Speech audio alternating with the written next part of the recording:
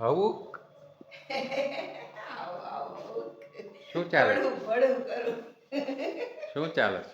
આય મુક્તિ દીન ઢાકણું પડ્યું હતી દબા દબી બોલી ગઈ પણ પગ બચી ગયો વાંધો ન આવ્યો અને આપણે કોઈ ના કરે ને એવું જ કરીએ.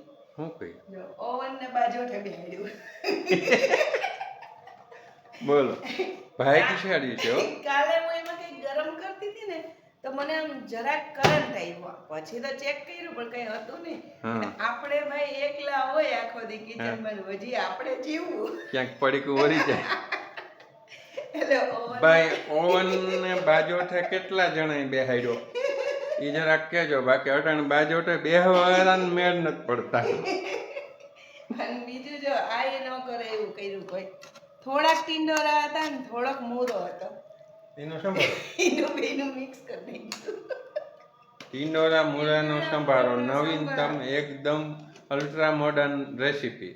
ગરમા ગરમ ખીચડી કઢી કાલે બનાવી હતી અને સાંજે પછી આપણે વાલીબાઈ માં દર્શન કરવા વયા ગયા સાંજે તો ખવાણી નહીં એટલે હવે આજે એને ન્યાય આપવો જોઈએ. મેથી વાળી અને જાડી જાડી પોળ વાળી રોટલી બને જોરદાર. હા તો બા બનાવતા હો. હા આવી જો આમ ખોલો ને એટલે બે પડ ઉખડી જાય.